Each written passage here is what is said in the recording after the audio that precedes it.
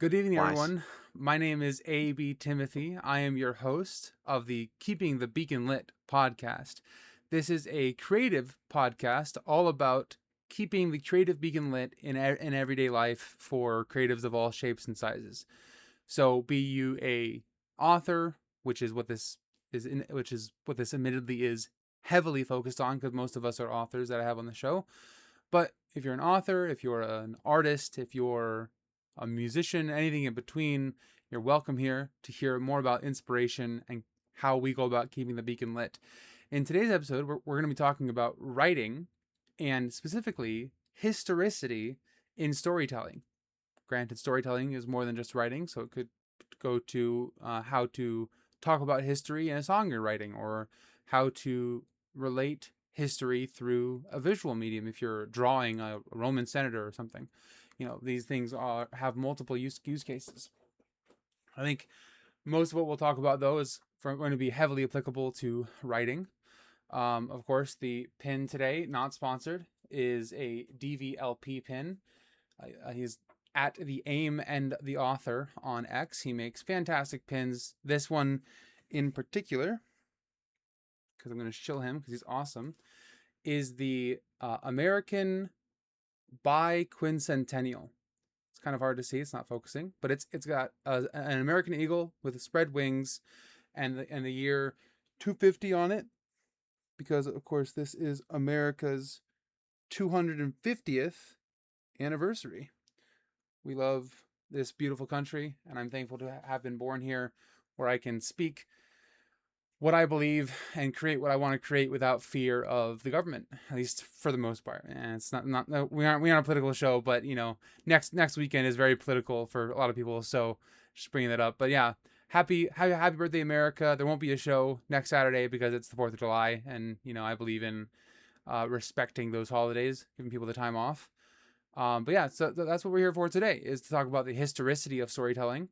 I think bringing up American history is very pertinent to one of our authors, at least today. For the others of us, historicity usually looks at kind of where do we get inspiration for our fantasy, because most fantasy, granted, is medieval, right? So how medieval is medieval? And that's one of the things I'll be talking about today in the body of the podcast, is the religious side of that. Should your medieval fiction have one god or a plurality of gods? And if it has a plurality of gods, how should it look compared to a monotheistic culture? That'll be a fun conversation, I think. And so I think with that being said, let's get into it. I'm going to give my guests here a chance to introduce themselves. Both returning guests for the show, Miss Secret and Mr. J.M. Goodwin. Go ahead and introduce yourselves, starting with Secret. Ladies first. Thank you for having me.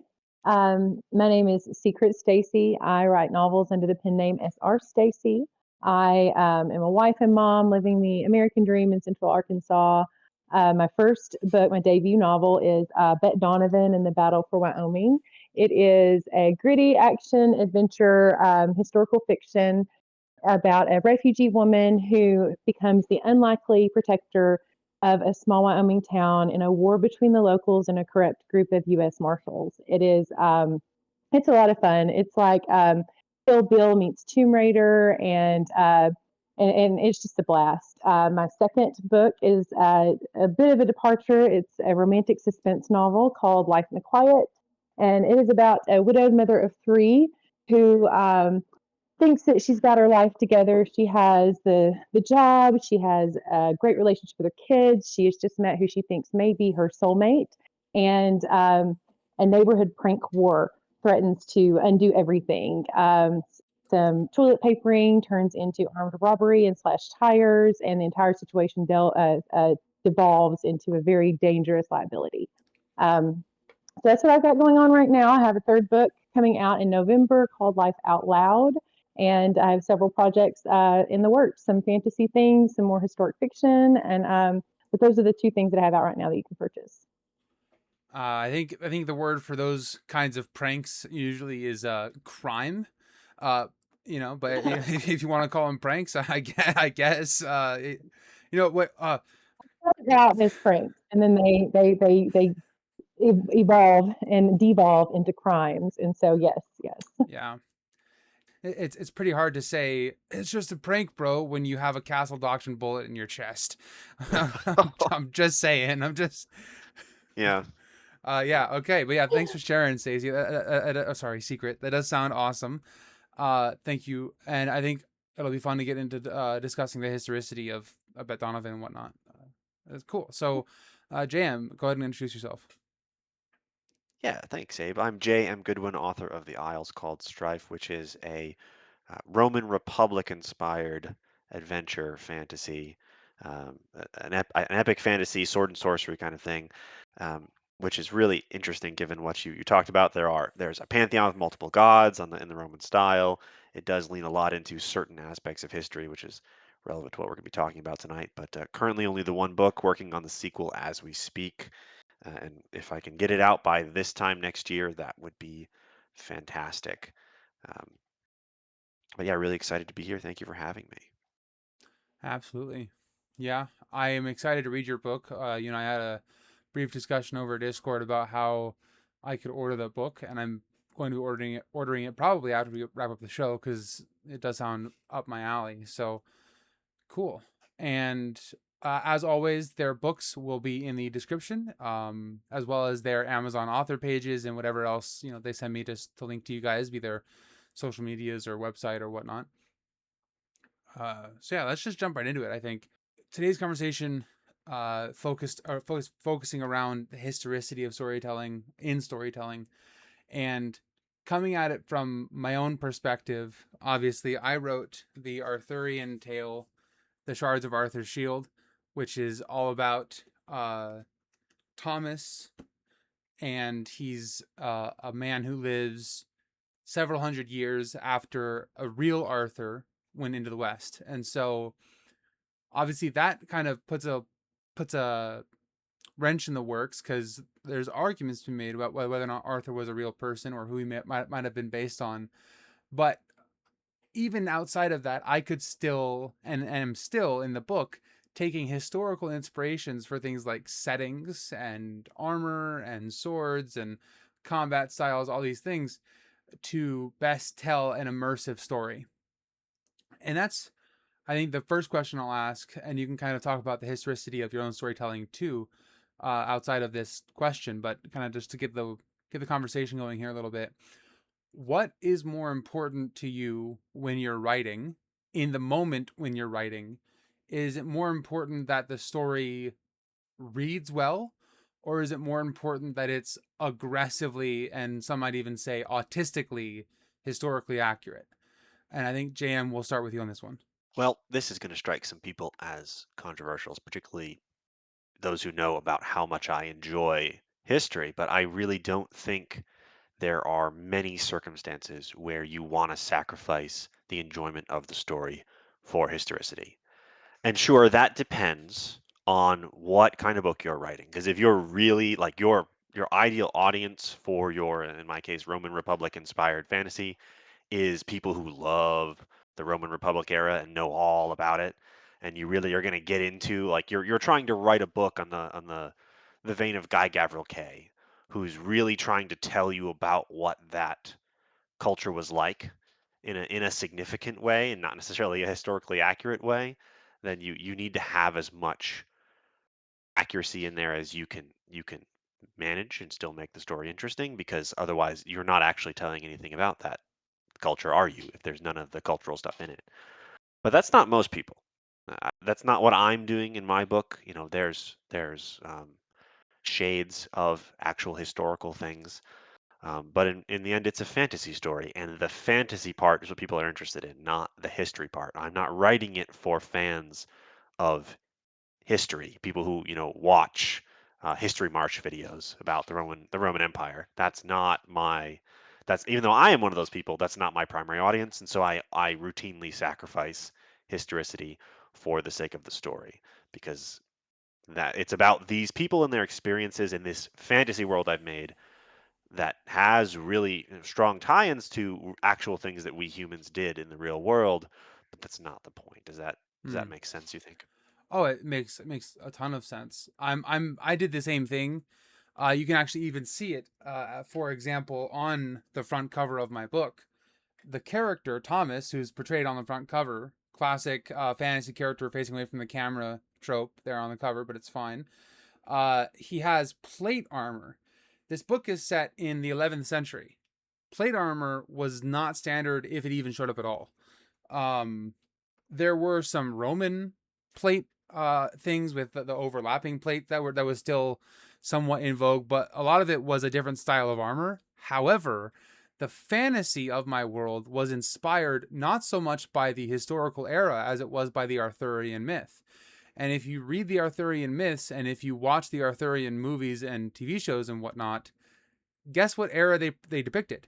It wasn't, the 11th century. It was the 12th, Yeah, 13th centuries, when the plate armor was much more real, was much more there, and it was sort of the romantic medieval period. And yeah, the so knights in shining the armor. knights in shining armor, exactly. That's an Arthurian trope for a reason. And so even though, yes, it's set, for example, it's not talked about in the book whether or not he does, but the priest in like the first couple chapters of my book, he very well could have a wife and kids, because it's set in the 11th century, and that was before the Catholic Church had really mandated the idea of the celibacy of the priesthood. And so, despite him being a Catholic priest, given the historical setting of the book, he could have a wife and kids. I don't know if I'll do that for his character in a future installment, but he could. And that's the historical side of it. But the fantasy and the storytelling side is, well, I think plate armor looks cooler, it reads cooler, and it's much more romantic than anything else. Like it's more impactful when a dragon when a dragon talon cuts through steel plate than it is when a dragon talon cuts through cloth. What are they called? The thing that Gambeson. Shadiversity wears. Yeah, the cloth gambeson. I mean, like a sword can cut through a cloth gambeson if it's sharp enough. So like it's way cooler and more impactful when a dragon talon goes through steel than it is when it goes through cloth. So that's kind of a blatant example of the historicity versus storytelling thing. I And I want to actually know. made the exact same choice. Okay, I did the same thing. Yeah, my one of my characters, she's a paladin, so she wears the knight in shining armor, that's plate awesome. mail in Cool. Roman Republic era, which is so she's 1,000 years early on that Mm-hmm. particular technology. But that's And it what looks so cool. Yeah. that's what your readers expect. So your readers expect to see from that archetype, and D&D has reinforced that so hard over and over and over again. And I wasn't gonna try to be like, oh no, this is different. It's Roman armor. It's not. Mm-hmm. The juice isn't worth the squeeze. So, Right. sorry for interrupting you. No, no, totally fine. I love that. And then so those are the more kind of blatant examples that are pretty obvious to catch if you're paying attention. But I'm curious then, in a story like Bet Donovan, where will those things come in? Because, like, do you use a more story enriching revolver instead of a historically accurate one? Like, is her hat maybe one that was made for like 4 decades too early? Like, how do those things come in sort of a Western story as opposed to the more medieval stuff that we're talking about? So those two specific examples are not relevant. Okay, She no, has a revolver. I It was just does throwing it not out there. I don't know. She does have a cowboy hat. Does not specify the exact type. No, so Brett Donovan is pre-Civil War historical fiction, and so it takes place about in the lead up to the Civil War. The main character, Bet, is actually her name is Elizabeth King, and her father is the Vice President of the United States, is William Rufus King. And so Bet Donovan is her alias that she gives, and then eventually kind of becomes this persona. But kind of the shtick with her is that she is the American folktale. And so what I kind of tried to do with that story was she's like like how Mr. Bean like wanders through things and he like trips over something and it makes like the Eiffel Tower fall down, like in the background or whatever. And Yeah. that's kind of the shtick with Bet Donovan is like she does all these things and it leads to all of these modern day things that we know today. She influences modern architecture and modern inventions and modern politics and modern media and things in the day too, that are very obvious. She inspires Abraham Lincoln to run for the presidency. She gives Sitting Bull his name. She inspires just Buffalo Bill, just over and over again. All these people that we know and love, like in American history. I thought that it would be a very cool story to tell, like how they actually all got inspired to do the things that we know. And so she's the American folktale that inspired all of these things kind of to come to pass. And so there is a great amount of real history interwoven into this story, but it's all also done with this very obviously not true skew of Bet Donovan is the person that's actually responsible. You know these stories, but what you don't know is that she actually influenced all of these stories. And so it was really fun. It was a really fun story to write, and it's a really kind of fun angle to take. I am a huge American history nerd. I love American politics, and I was just well researched anyway in sort of that area, and I gravitated toward it. But I definitely did not sacrifice history for the storytelling, or I guess I did sacrifice history for the storytelling. Yes, in cases, but at the same time, it's so super rich in history. I've had a lot of people say they'll read it and they start reading it and then they immediately say, I had to go to Google because I needed to know if this was true. And there's a lot of very incredible truth in there, that you come upon, and it's a lot of fun to kind of try to dig deep and figure out what exactly is true and what exactly did I, kind of make up in there. So Right. she's a pre-Civil War Forrest Gump. Sounds like it. She is a Yes, yeah, she's pre-Civil War Forrest Gump. She's on the, in the background of history, influencing everything, and then you will find out in book 2 why you haven't actually heard of her. But That's awesome, actually. I like that. Very nice. Yeah. Cool. So, you sacrifice the history for the storytelling because you're telling history through a different lens almost. That's pretty yes, cool. Um revisionist history. It's revisionist history. It's revisionist. revisionist historical fantasy fiction. Very cool.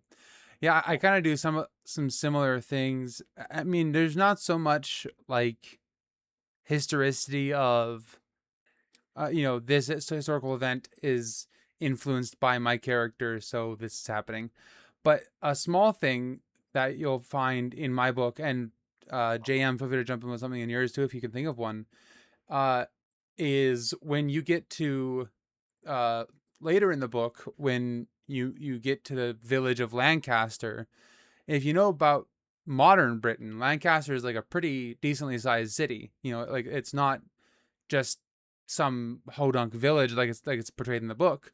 But if you go through and you Google it, if you look into the history of Lancaster and line it up with the years or the sort of era that this is supposed to be taking place in, oh well, it would make sense because Lancaster was founded as a village, like founded as a city in like the late 11th, early 12th centuries, and so it being just sort of like getting on its feet as a landmark place makes sense for the story. But it's kind of one of those things. It's just like some people who read it will never even have heard of Lancaster and might just think it's just some made up place for the book. And some people who read it will think, oh well, Lancaster is a more decently sized city than that, I thought, and so they'll go and Google it. And, they can they have Yeah. these kind of fun things where some people will care and they're rewarded for caring, and some people don't care and they're not necessarily disciplined for not caring. Like, it's not, I'm not going to beat it into the reader saying, well, you have to believe this, you have to understand this, you have to know this part of history in order to enjoy my book. I think that's kind of silly. No, it's layers, and that's what I think is so cool Mm-hmm. about Bet Donovan. Which, by the way, she also inspired the founding of Cody, Wyoming. But and so that was funny that you brought up the founding of Lancaster because that's a Mm-hmm. similar theme. But yeah, it's a really fun to tell a layered story because you have a surface level reader that's going to read through something. They might read through it really fast, and they get some great enjoyment, right? Because it's a fun, great story.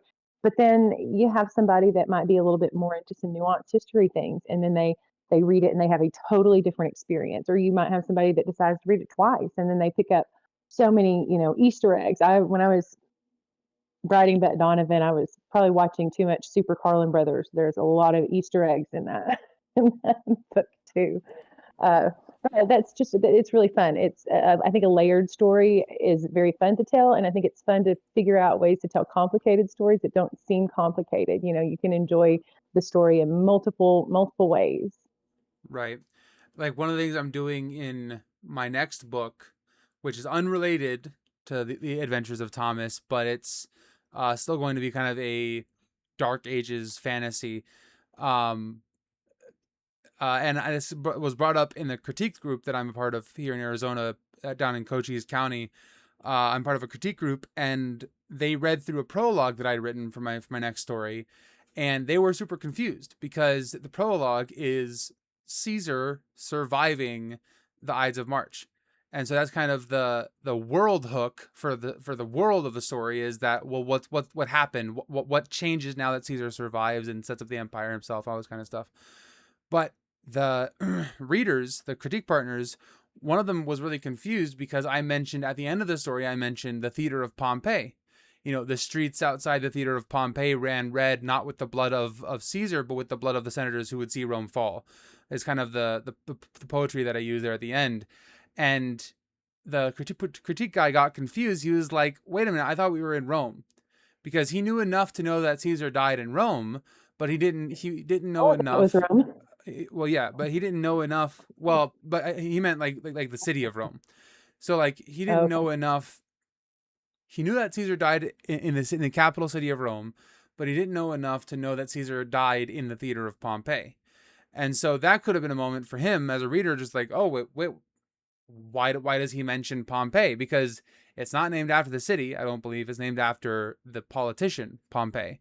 The names are even spelled a bit Yeah. differently. The city was named with two I's. The theater was named with a Y because the theater was named after a politician, not a city. And so there's that historicity part of it. Gets the reader interested. It's just like, well, I didn't know theater, or I didn't know the theater of Pompeii had anything to do with Caesar's death. And so now I'm going to go Google that and fall down this rabbit hole of watching 30-minute long YouTube videos about the death of Caesar and the impact it's had on history. And, that's my ultimate plan is to, funnel views to my favorite history YouTubers so that they can get more ad revenue. Uh, Oh, yes, frankly. the conspiracy is unmasked. Yes. Yeah, but no, completely agree with you guys have been saying. The For most stories, the best way to do history is Easter eggs. That either, Mm-hmm. the people who know will go, ooh, piece of candy, and they enjoy that, and it brings some life to the story. But even some other people who don't know, will be inspired to go learn. And if we were writing 50 years ago, that'd be a problem. But when every single person has the sum of all human knowledge in their pockets, it takes 2 seconds for you to pull your phone out and Google that thing you don't know. And I had one of my readers say that to me. I don't remember exactly what it was, but they said to me, like, oh, you keep mentioning all these Roman things, and I know they're Roman things, but I don't know exactly what they are. And I think she was referring to, like, I mentioned the Lorica segmentata once. And she's like, oh, I know that's a Roman thing. I don't know what it is. And I'm like, so yeah, you're supposed to Google it. It's Like you true. you should be inspired to go look it up. And she was like, you should have put it in the book. I'm like, I'm not gonna stop and explain to you what it is. Like the people who know. The people who don't, like you, look it up. I even spelled it for you. It's right there. You know. Right. So that's the goal. Yeah, I think uh I'm like gonna buck that a little bit. I'm gonna have a glossary at the end of my book, but the glossary, like, because there will be those Roman Easter eggs, but the thing is, none of those Roman things will be explained in the glossary. The glossary will be purely for Ooh. the fantastical things that I make up in the story. The people called the Berrymen, or the body magic versus vocal magic, and these distinctions and these definitions and things that you can't Google because Google's not going to have the answer. But if you come across a Roman Easter egg and you flip to the glossary and it's like it's not in there, well, what can I do to solve that? Well, I don't know, maybe Google it. I don't know, just throwing it out there. Just I mean, like, if you look at the Wheel of Time, for example, and I'm gonna be a bad podcast host for a second and turn away from my camera, but at the end of the book, maybe not this small copy. Yeah. No, oh no, it totally is. Even in this small little paperback copy, you can see there's glossary entries of the different fantastical items and names of characters and places and battles and all these things, because like the Forsaken or the Flame of Tarvalin or Jane Farstrider, these characters, and you can go into more depth and more detail, because like for example, Jane Farstrider in the first book, and this is me getting in my one mention of Wheel of Time for the show, guys, so bear with me. But Jane Farstrider, a hero of the Northern Lands who journeyed to many lands and had many adventures, the author of several books, as well as being the subject of books and stories. He vanished in 981 New Era after returning from a trip into the Great Blight, which some say had taken him all the way to Shea Ghul. That's not in the book, and it would really suck, I think, for the pacing of the book, to stop and give us a paragraph like detailing Jane Farstrider, especially from the point of view characters we get in the book, because the point of view character is some hodunk farm kid from backwater Two Rivers. He's not going to know that. He's going to know the name Jane Farstrider, but he's not going to know the in-depth lore of who this character might have been.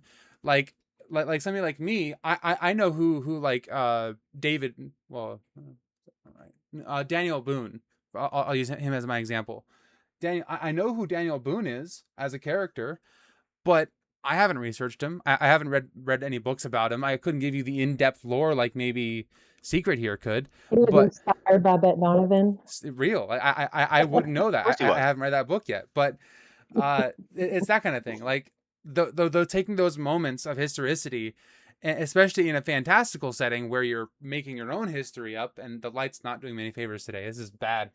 But man, it's just terrible. Anyway, if you're creating your own historicity, it's important not to bog down the readers, but to reward the readers that care. Yeah, and I think I absolutely agree. And I think when you get into a fantasy story and you start explaining the fantastical elements, because you have to, if you create a new magic creature, you have to tell your audience what it looks like, but you don't have to tell them what a dragon looks like. They already know. True. And so when you do that with like you mention a historical character, or a historical fact, or a thing that happened, and you don't explain it, you impress upon the reader like, oh, that's a real thing. This isn't a thing he made up because he doesn't explain it to me. It's a real thing, and that makes your whole story seem more real. Agreed. Cool. So moving on from that portion of it, I want to talk about um, the historical setting aspect of it, which is a bit broader than the storytelling part of historicity versus staying to the facts.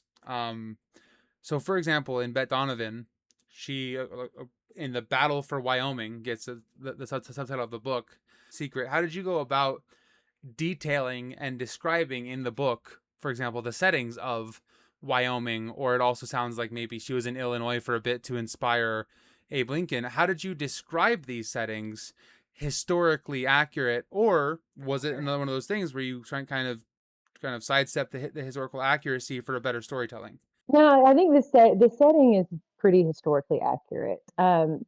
I visited a lot of these places. I like I said earlier, I love U.S. history. And we took our kids all over the U.S. I used to homeschool.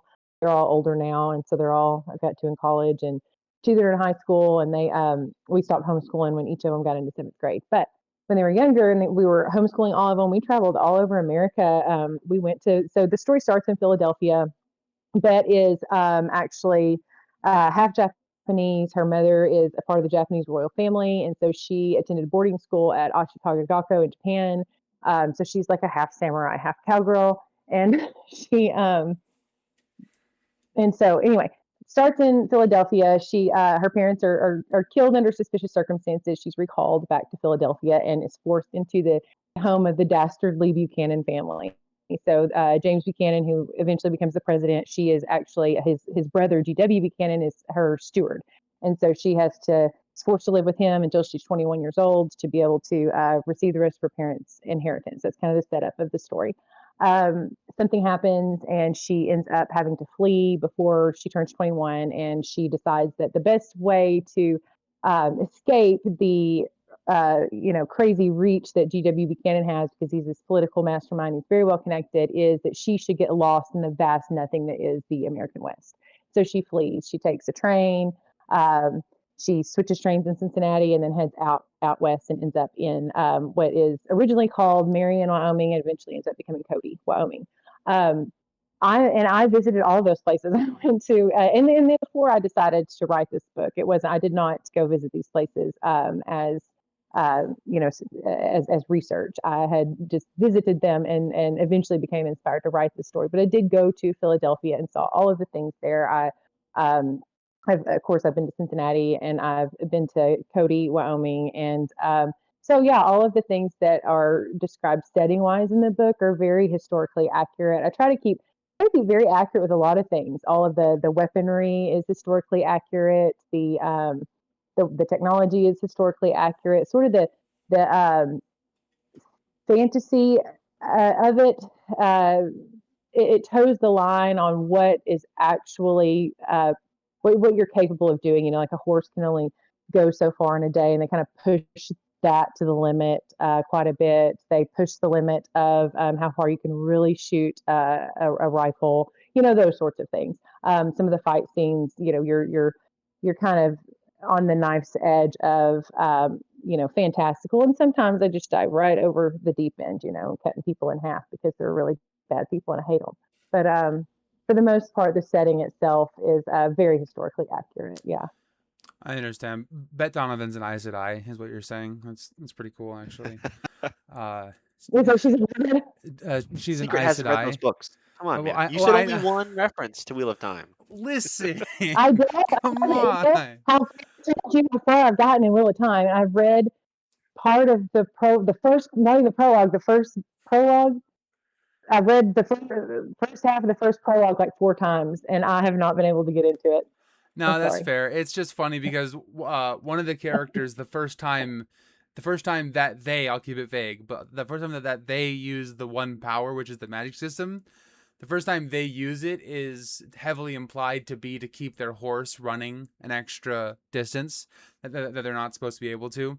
So Yeah. you're bringing that up. The horse is going for Well, further than it's supposed to be able to, and that's just kind of they funny. die whenever that happens. So Well, I do try to keep it. I mean, I keep it a little historically accurate. There are consequences when they push the horses beyond what they're physically capable of doing. so the horse isn't a main character.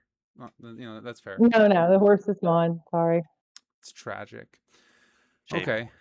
Yeah, shame indeed. So There's so always next time. yes. JM, how about you? How about you? When it comes to the people and the places, the detailings of the world. How do you go about that? And do you keep it more historically accurate, or do you do more fantastical things? Like I know it's called the Isles called Strife, so there's probably some fantastical setting there. But like, is there a scene earlier in the book where they're still in Rome, and do you keep that pretty accurate, or is it more exciting or more So fantastic? yeah, so I think I talked about this on the world building episode, is I really believe in the real value of historicity is that you don't have to of it yourself. You don't have Hmm. to make it consistent with the rest of the story. You could just copy what happened in the real world because it's already consistent, or consistent enough for reality because it happened. Right. So absolutely, I try, like I said in the beginning of this show, try not to get bogged down in the details because the people, the audience doesn't care, especially these days. They want a fast-paced story. But if I need to know what the buildings look like, I look up an actual Roman building, and that's what it looked like because that's what they would have used, and I don't have to design a layout myself now. I don't have to decide the name of the Roman military units. I'm just going to go use the real ones. Because then I don't have to think it up and write it down and remember it every time I mention it. I can just use a real one. Um, that sort of thing. So yeah, I think the where the details again where the details stop being useful is where they start interfering with the story. And I guess to do a brief history lesson, for example, a large part of Isles Called Strife is going to a bunch of different islands, so they're on a Roman era galley. Well, in actual history, a Roman era galley was made as light as possible because it's powered primarily by muscles, so you want it to be light.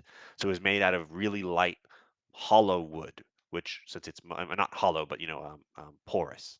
So over time and over the course of hours, it would soak up a whole bunch of water, get much, much heavier. And so every night, if you wanted to, get make good time and not sink, you had to haul these galleys up on shore and let them drain. Um, Huh. that was how this was done in the ancient world. I knew that when I wrote this book, and did not do that in the story because it would really slow it down. As they're Oh like, oh, yeah.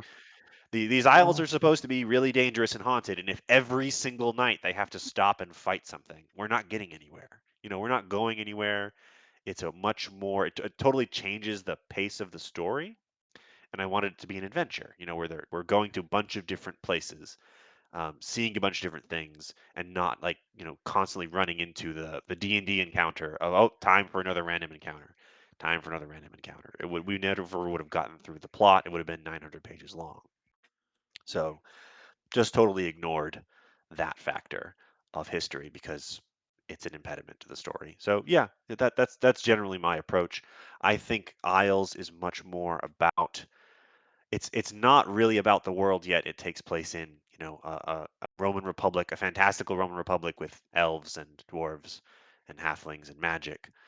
But the story is much more about the people. It's more about my two main characters and who they are and how they interact with each other and how they feel about their world and themselves. So we don't spend a lot of time getting into the nitty gritty. I'm having to do that a lot more with book two because now we've established these characters. It's more about the world, and so once you start to tell a story that's about the places and not so much the people, now you have to worry about what that place was like more, if you know Right. what I mean. And I think that's a much more tame version of the fantasy trope of, well, I want these characters to get from place A to place B. So, hey, guess what? By the way, here's this new travel system that will never be used for the Oh rest of yeah, my 40 book long series because I want the main character to get from point A to point B yesterday. I hate Um, that. I hate that so it much. happens. I've read a few books that have that in there. Like I think it's in Percy Jackson book 2 because I'm not gonna name the other series anymore. But You can uh, make fun of that one because it's so famous. so Yeah. in Percy Jackson book 2, the Sea of Monsters, they use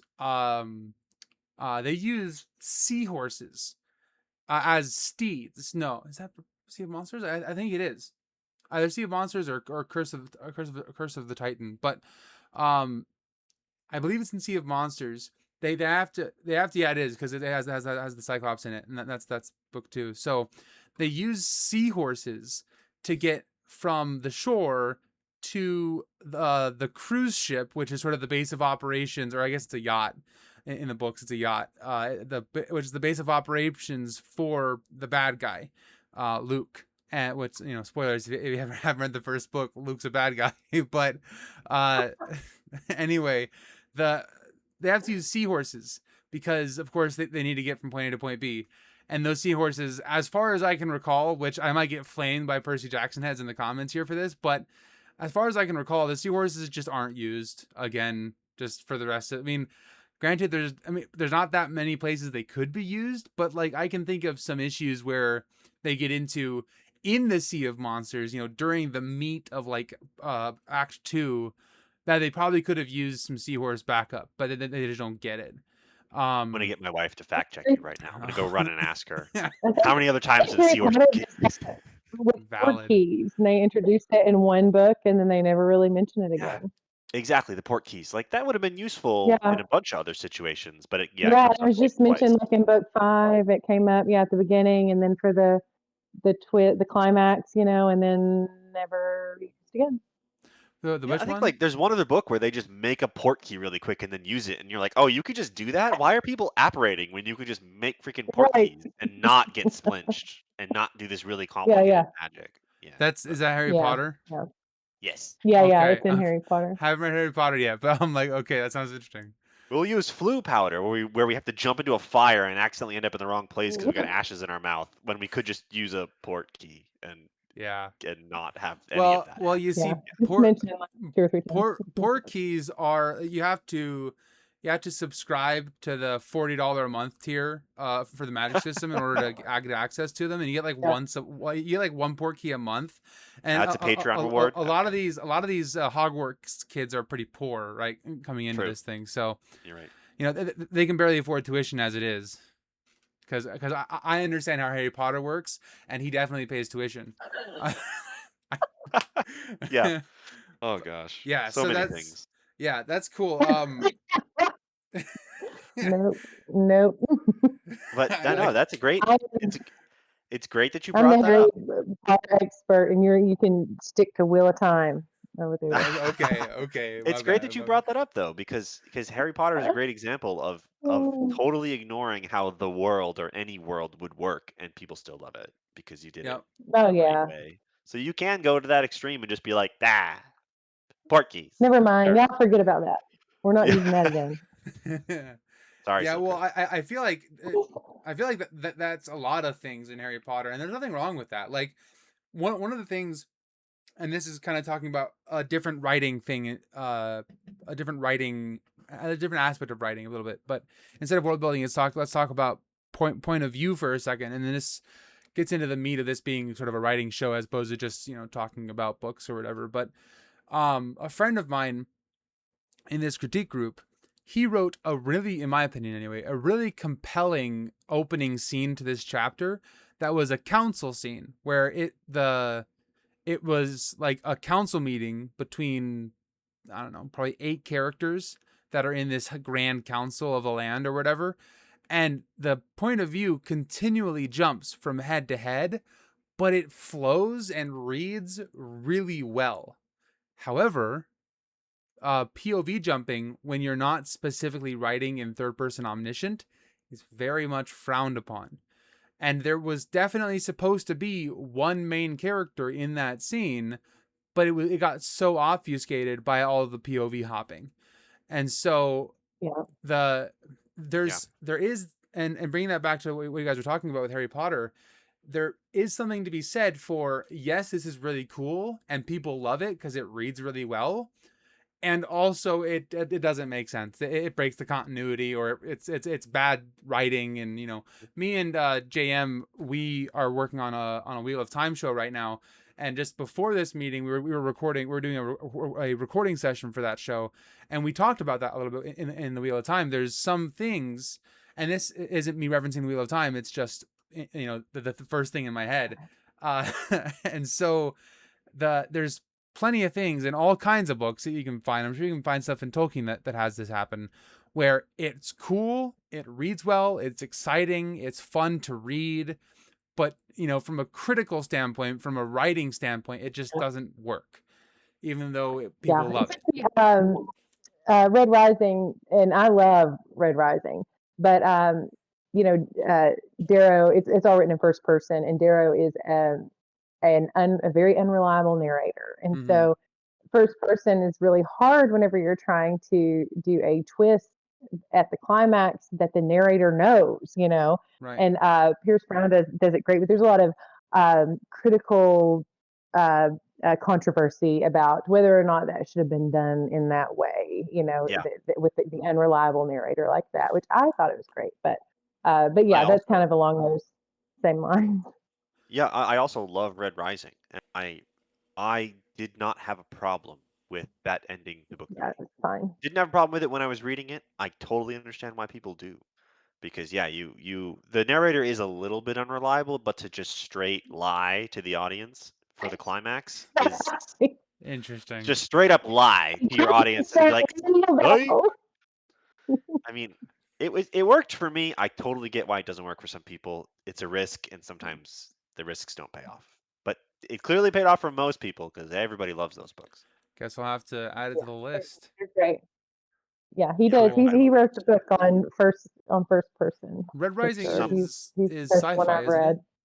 yes, it is. It's very Yeah, sci-fi fantasy Well, themed, fantasy. it's probably sci fantasy. Yeah. like Well, like Dune. Yeah, yeah. speaking of, like, No, no.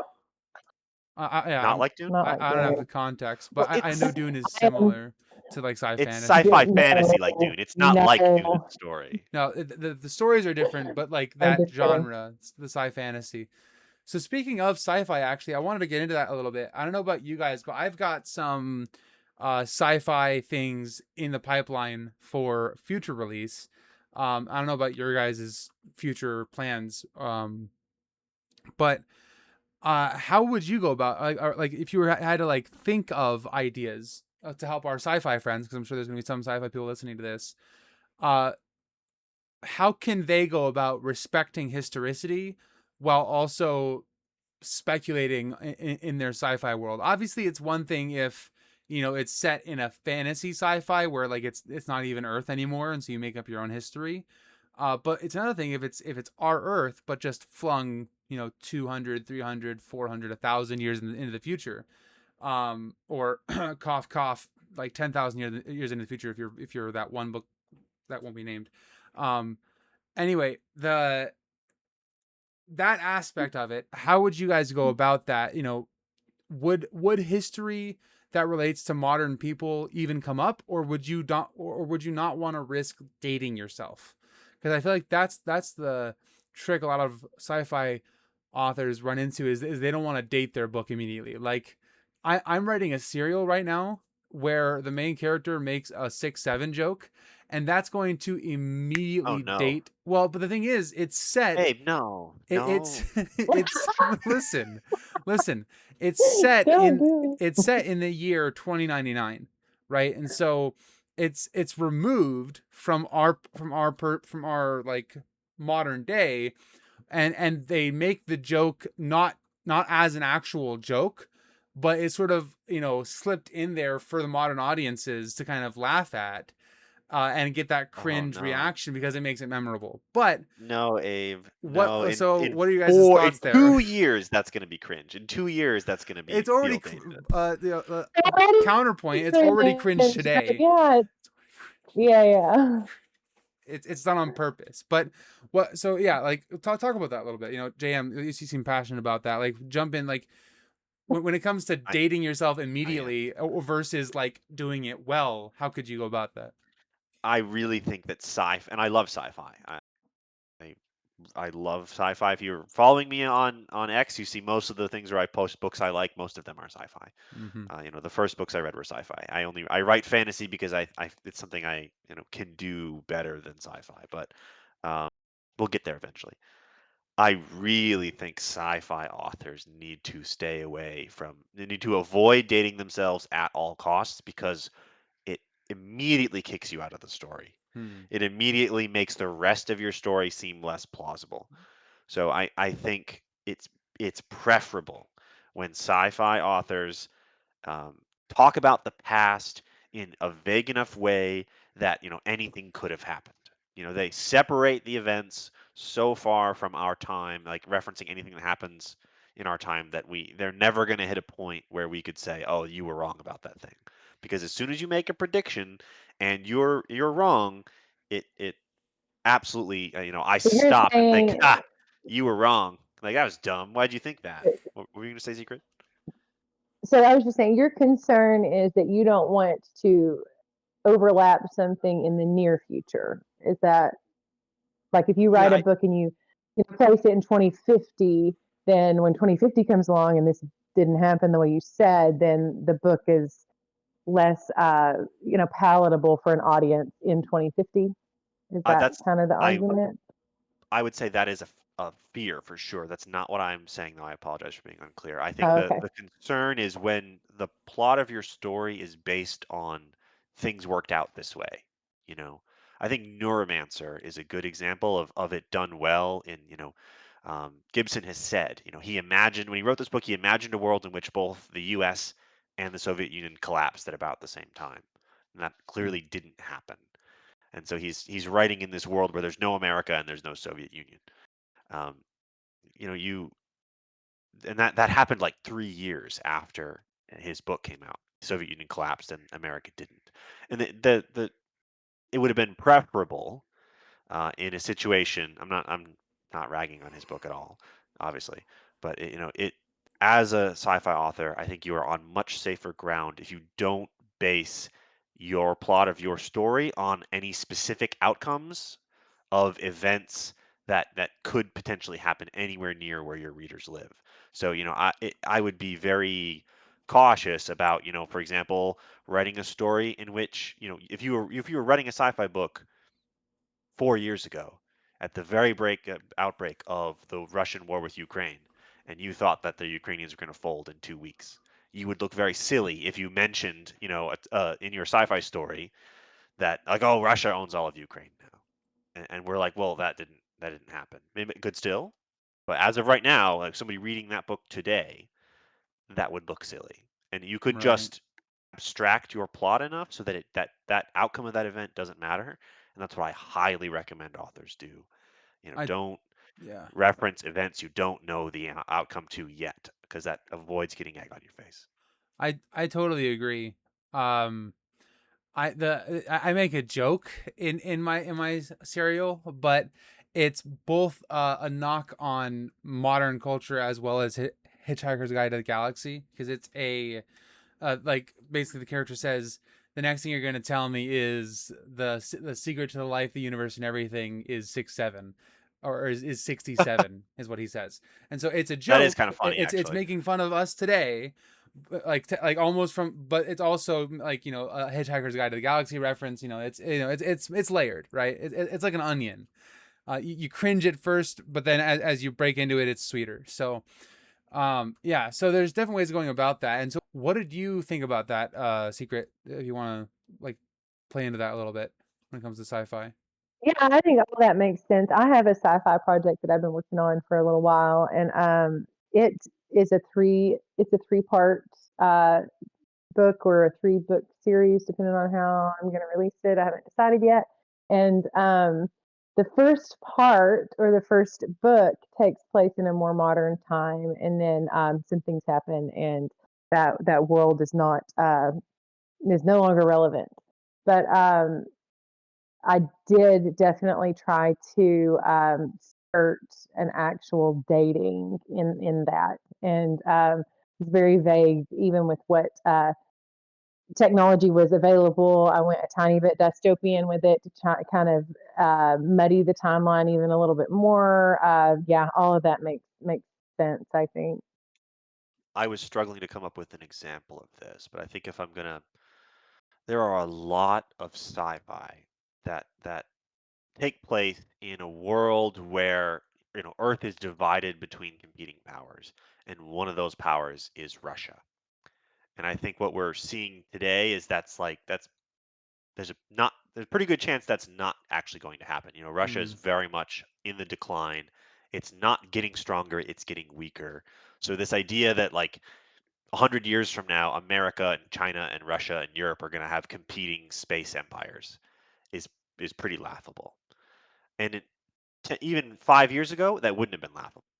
But these days, it is. And Ava, I'm loving watching you dodge those sunbeams. That's hilarious. yeah. Oh. I like a lot of those books. There's a lot of Mm-hmm. military sci-fi where that's the thing. It's, the Russian Federation or the Sino-Soviet bloc against the West, in some space conflict. And I really enjoy those stories. It makes sense. But, if you're going to start writing these now, today, that might sound quite dated to your audience in 5, 10 years. They're going to be like, why is Russia involved in space? They can't even, keep their economy afloat. But Mm-hmm. that's me uh, speculating. Yeah, and there's something to be said for like milsim sci-fi versus space opera sci-fi, and then also sort of space exploration sci-fi. There's plenty of different subgenres of Yeah. sci-fi. Like my personal subgenre will be space opera fantasy with oh, hey, guess what, by the way, there's a new eighth continent in the middle of the Atlantic called Atlantis, because that's been risen up from the depths, and so now Atlantis is back on the scene, and they're the ones actually in charge of everything. Because I didn't want to deal with the politics of Russia or America or whatever, and the book isn't far flung enough to say they've all collapsed and there's no vestige of their cultures left or anything like certain other series that won't be named. But the I wanted there to be this sort of X factor that, you know, and also there's a whole new dating system in my series, and I think that's something else you can do too if you're writing sci-fi. Think about what kind of massive, like, solar level event could take place to cause a new dating system to begin. Like, you know, what could overshadow the resurrection of Christ? And obviously, as a Christian, I would say nothing. But like, as humanity becomes progressively more secularized, which, you know, even that might date yourself, because it seems like Christianity is coming back now, which is cool. But you know, there's there could be some cataclysmic event that people start dating things off of. And even we see this in microcosm today with, like, you know, there's all these kinds of articles and stuff that are written, like, uh in the year 2026, half a decade since COVID. You know, that's like a dating system, right? It's Yep. using COVID as a new almost year zero. Or like, I remember my life as it was 4 years before COVID. 2016 was peak, and it's just like that.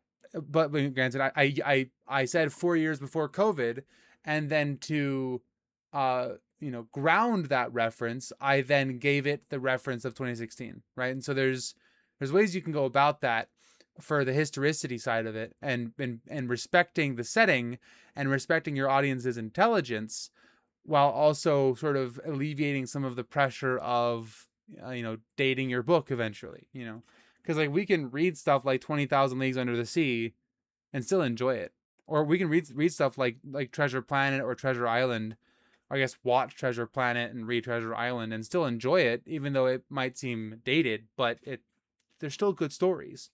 And ultimately, Absolutely. I think that's the important thing, and I think both Secret and JM would agree here. Write the best story you can, and then go and watch podcasts like Keeping the Beacon Lit with AB Timothy, and look into these ideas of not dating yourself, and world building and all these things, and double check. You know, I don't think you should take anything I'm saying here as like how to write 101, but I think this could be a good way to sort of double check your instincts as a writer, is to see what your peers think. You know, come to my show, come to the plenty of other great indie book shows that are out there, and listen to what other writers are talking about and what they're struggling with and what they're contending with in their writing, and see where you stack up against it. Um, so you know, that's where I'm at with that. And like I said, I think both Secret and JM would agree. Write the best story you can, because you can't edit a blank page. True. Absolutely. I feel like Neo now with all the sunbeams. It's terrible. I'm loving this. Well, try the other side. Oh, the other Yeah, the other side looks better. but the thing is, I Yeah, can't get the other over side there. looks better. I can't get Oh, over you there can't get because over there. the Lean. bookshelf is there. You like the lean. But yeah, okay. We've been going for about an hour now. I think we're gonna start wrapping it up. But thanks for coming on, you guys. Was there anything else I didn't kind of hit on that you thought maybe we'd discuss when it comes to the historicity? Secret? I can't think of anything. No? I can't think. Yeah, I can't think of Okay. anything. Jam, anything? No, I think we covered it really. It's just Cool. if you're going to talk about history, if you're writing a book for history nerds, you really got to care. But if you're not, you probably shouldn't, Yep. because it only to the extent that it helps you. All right, that's the Is if I'm clip. going to summarize. Here we go. I'm gonna clip it and ship it, and Yep. Make it a tag JM quote. and let everyone attack him. Cool. Thanks for being the Love fall it. guy for this episode, JM. You're a real one for that. You got it. Anytime. Cool. All right, so I'm gonna give them a chance to reshield themselves a little bit and talk about where you can we can support them, buy their books, follow their social medias and everything. JM, we'll start with you. Go ahead and tell people where they can find you and whatnot. Yep, The Isles Called Strife is available in Kindle ebook and paperback ebook and KU on Amazon. Um, Currently, the only book I published. There's another Jam Goodwin, but that's not me. Okay, and Secret, go ahead. I'm Secret Stacy, and I write novels under the pen name SR Stacy because nobody understands my first name. I'm on Twitter at Secret Korean. I'm on Instagram at Secret Korean Stacy. My debut novel, Bet Donovan and the Battle for Wyoming, is available on Amazon. You can also buy signed and curated copies on my website, www.srstacy.com. Life in the Quiet, My Romantic Suspense, is also available on Amazon. And my third book, Life Out Loud, is coming out November 20th. Very cool. And all of those will be linked below. Are pre-orders live for your third book right now? No, it'll be August 20th. Okay. 60 days. Fair enough. So yeah, the other books will definitely be down below, as well as her Amazon author page. You'll be able to go, and if you're watching this around the time of August to November, you can go pre-order her book if you're interested in that. Thank you guys for being on. And my name is A.B. Timothy. I am an author of fantasy sci-fi. I've been writing for about 13 years. I published The Shards of Arthur's Shield this past May 22nd. It is an internationally selling, critically acclaimed fantasy book with 4.67 stars, I'm not even kidding, on Goodreads, and 5 stars on Amazon. The reviews speak for themselves, and I think you'd really enjoy it. You can follow me here on X if you're listening live. That is at AB Timothy Author. You can find me on Facebook by searching the same thing. If you search AB Timothy Author, you'll find me on Facebook. The usernames on Facebook are kind of a weird system, so I won't get into that. Instagram is similar. It should be either Al Write Stories or AB Timothy Author. I can't remember which one it is right now. And if you're interested in being on the show, do let me know. Leave me a comment, send me an email. My email is available on my website, abtimothy.com. Send me an inquiry about how you can get on the show. Tell your friends about the show if you have writer friends. And remember, as you go about your week, keep the beacon lit.